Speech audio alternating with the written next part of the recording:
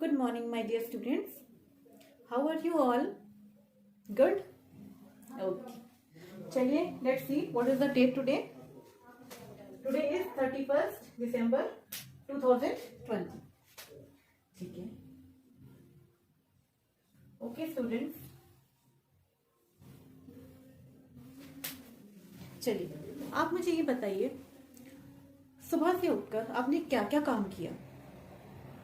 Okay, आप नहाए, you have your breakfast, okay, फिर उसके बाद आप क्लासरूम में आए, ठीक है, और आप पढ़ रहे थे क्लासरूम में, ओके, सबसे इम्पोर्टेंट काम तो यही किया कि आप पढ़ रहे थे, ठीक है, अच्छा ठीक है। अब मुझे अब ये बताइए, क्या साइंस के टर्म में हम इसे वर्क बोलेंगे?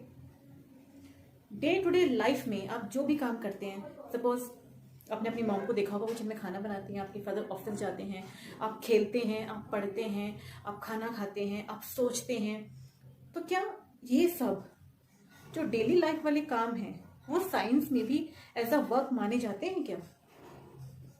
सोचिए, क्या हम साइंस में बोलेंगे कि हमने कोई वर्क किया है? नो, हमने कोई वर्क नहीं किया देखा जाए तो साइंस के अकॉर्डिंग। सो डेली लाइफ में जो भी वर्क हम करते हैं वो बिल्कुल डिफरेंट होता है जो हम साइंस में वर्क पढ़ते हैं। अब साइंस में वर्क क्या होता है, राइट? साइंस में वर्क क्या होता है? तो चलिए लेट्स सी साइंस में वर्क क्या होता है। तो today we will study work, very important and interesting topic. देखिए, साइंस में जो वर्क होता है उसे हम एक मैथमेटिकल इक्वेशन के थ्रू समझते हैं, ठीक है? साइंस में जो वर्क होता है वो होता है आपका फोर्स इनटू डिस्प्लेसमेंट। देखिए, सपोज ये ग्राउंड है जिस पे एक ब्लॉक रखा हुआ है, ठीक है? इस पे आपने 10 न्यूटन की फोर्स लगाई, ठीक है? और इस ब्लॉक का जो डिस्प्लेसमेंट है वो हुआ suppose 5 metre in this direction. So अब हम क्या बोलेंगे, कितना वर्क डन हुआ? Force into displacement, that is 10 into 5, that means 50, ठीक है? अब वर्क को हम एक यूनिट से बताते हैं, that is joule, JOULE, joule. जैसे फोर्स की यूनिट क्या होती है? न्यूटन। आपने इससे प्रीवियस चैप्टर में पढ़ा है, फोर्स पढ़ा था तो हमने क्या पढ़ा था, उसकी क्या यूनिट होती है? न्यूटन। डिस्प्लेसमेंट में क्या यूनिट होती है? मीटर। वैसे ही जो वर्क है उसकी यूनिट होती है जूल, ठीक है? एक और एग्जांपल देखिए, सरफेस है ये, एक ब्लॉक रखा हुआ है, इस पे, इस ब्लॉक पे हम फोर्स लगाते हैं, सपोज 10 न्यूटन लगा लेते हैं, राइट? और इसका डिस्प्लेसमेंट हो जाता है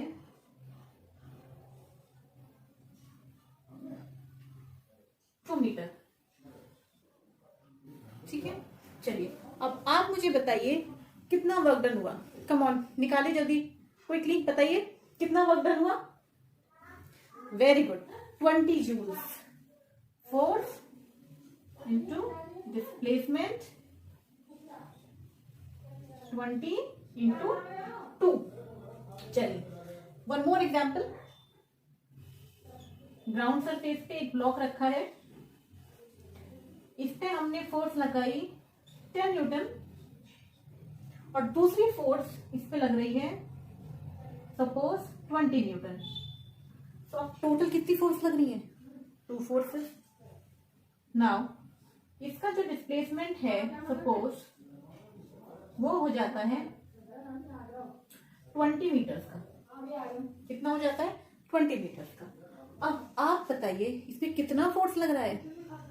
चलिए निकालते हैं। इस पे जो वर्क डन है, मतलब कितना वर्क डन है, let's see force into displacement. सबसे पहले हम ये देखेंगे कि जो 10 न्यूटन है इससे कितना वर्क डन हो रहा है। 10 into 20 force into displacement 200 joules. Clear?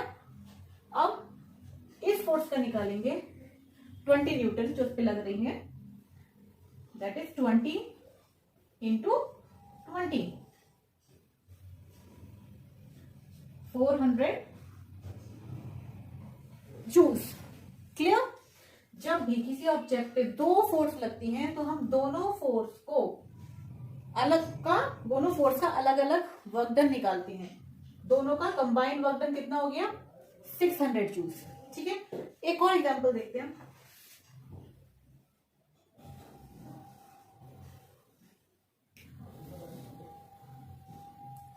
एक ब्लॉक रखा है, ठीक है, आपने फोर्स लगाई सपोज 10 न्यूटन, ठीक है, इस डायरेक्शन में. एक फोर्स इस पे इस डायरेक्शन में लग रही है सपोज 5 न्यूटन, और ब्लॉक का डिस्प्लेसमेंट हो जाता है suppose 5 metres. Now calculate work done.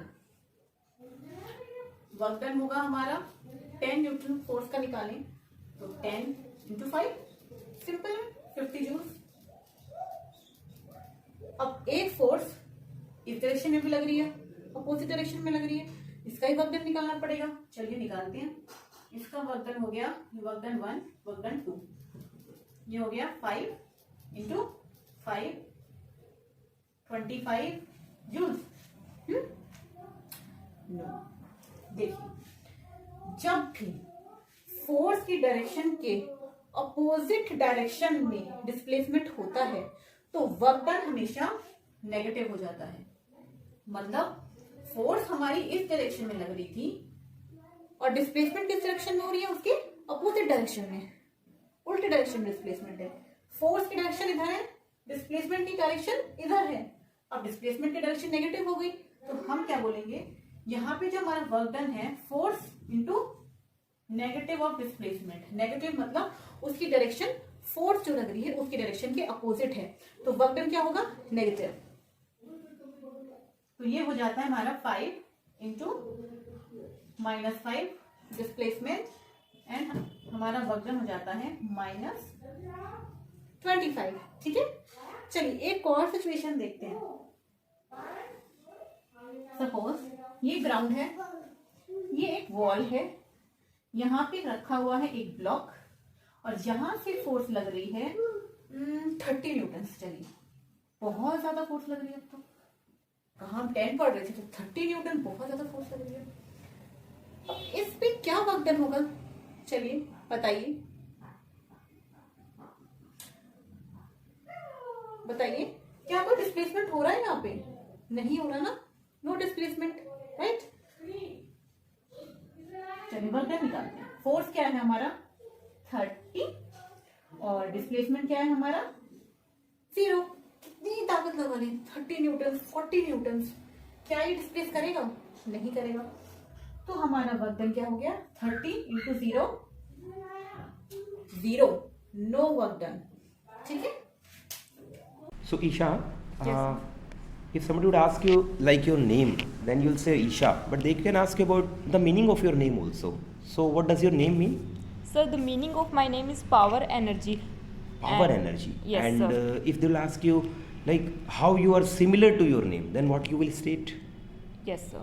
I am very much similar to my name because I am an enthusiastic girl and I am very opportunistic girl. Opportunistic. Okay. Opportunistic. Enthusiastic, opportunistic, positive Yes. attitude. These Yes, sir. things you can use. Yes, sir. I still prefer if you are a powerful energy. If the word is, you can even say I'm a competitive girl and I Yes. love challenges. Yes, That can sir. also be more appropriate. Yes. And then comes the place you belong to. Yes, sir. Like you belong to Hanumangarh, so it is famous for Kalibanga civilization. Yes, sir. And one more fort is there. What is the name of that?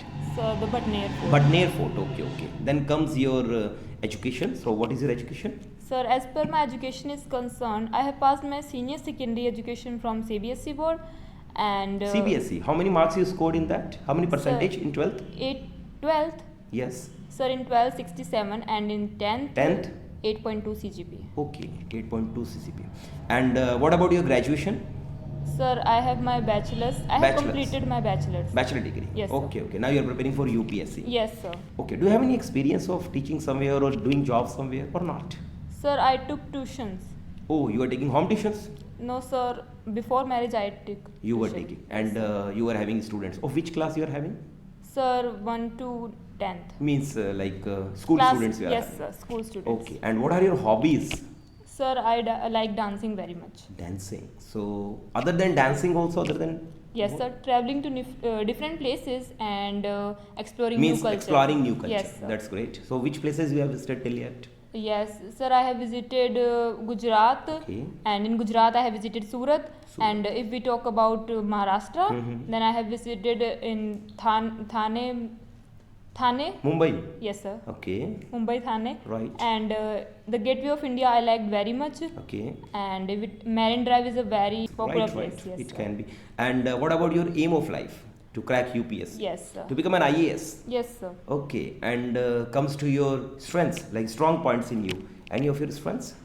Yes, sir. Like? Sir, my honesty is my biggest strength. You're an honest person. Okay. Yes, sir. So today in this session, I'll be teaching you what other points we can add in our introduction and make it more dynamic. Okay, Okay. sir. We'll go with these points. Okay, sir. Okay, carry on. See, the first thing, Isha means what? Yes, So as you have stated, so my name means powerful energy, and I'm very much similar to my name, as I'm a competitive girl and loves challenges. Okay. Good morning, sir. I'm Dr. Haima MS. I belong to Trivandrum, which is also known as the Evergreen City of India and the capital of the southernmost state of Kerala. I finished my graduation in MBBS from Amrita School of Medicine, Kochi.